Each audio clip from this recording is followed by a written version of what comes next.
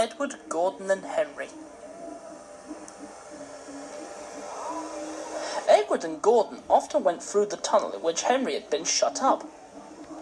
Edward would say, "Peep, peep, hello." And Gordon would say, "Poop, poop, poop, serves you right." Poor Henry had no steam to answer. His fire had gone out. Sudden dirt from the tunnel roof had spoiled his lovely green paint and red stripes. He was cold and unhappy, and wanted to come out and pull trains too. Gordon always pulled the express.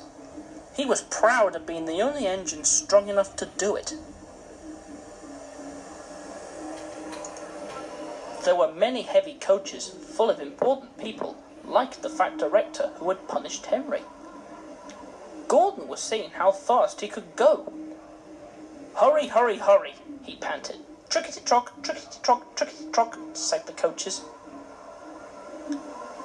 Gordon could see Henry's tunnel in front. In a minute, he thought, "I'll poop, poop, poop at Henry and rush through and out into the open again." Closer and closer he came. He was almost there when, crack, whoosh! He was in a cloud of steam and going slower and slower. His driver stopped the train. "What has happened to me?" asked Gordon.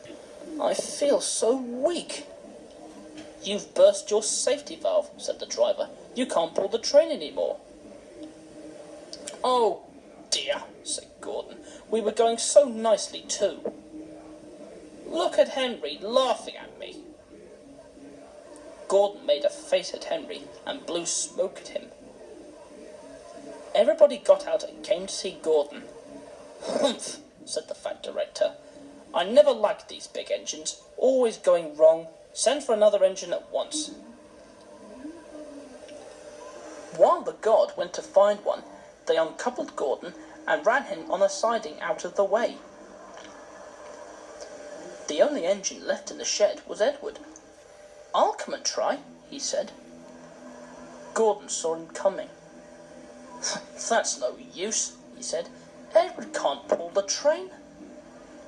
Edward puffed and pulled and pulled and puffed, but he couldn't move the heavy coaches. "I told you so," said Gordon rudely. "Why not let Henry try?" "Yes," said the fat director, "I will." "Will you help pull this train, Henry?" he asked. "Oh, yes," said Henry at once. So Gordon's driver and fireman lit his fire. Some plate layers broke down the wall and put back the rails, and when he had steam up, Henry puffed out. He was dirty. His boiler was black, and he was covered in cobwebs. "Oh, I'm so stiff, I'm so stiff," he groaned. "You better have a run to ease your joints and find a turntable," said the fat director kindly. Henry came back feeling better, and they put him in front. "Peep, peep," said Edward. "I'm ready." "Peep, peep, peep," said Henry. "So am I." "Pull hard, pull hard, pull hard," puffed Edward.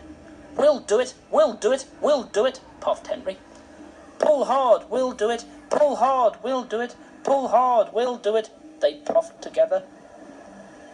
The heavy coaches jerked and began to move, slowly at first, then faster and faster.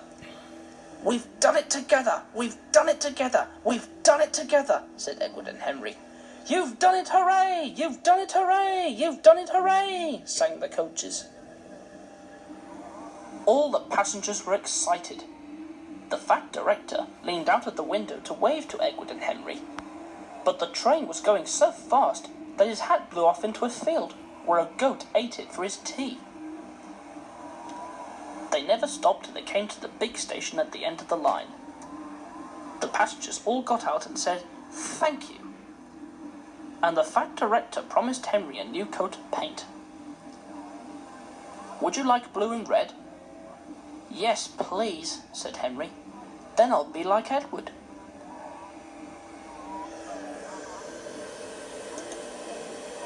Edward and Henry went home quietly, and on their way they helped Gordon back to the shed. All three engines are now great friends. Wasn't Henry pleased when he had his new coat? He is very proud of it, as all good engines are. But he doesn't mind the rain now, because he knows that the best way to keep his paint nice is not to run into tunnels, but to ask his driver to rub him down when the day's work is over.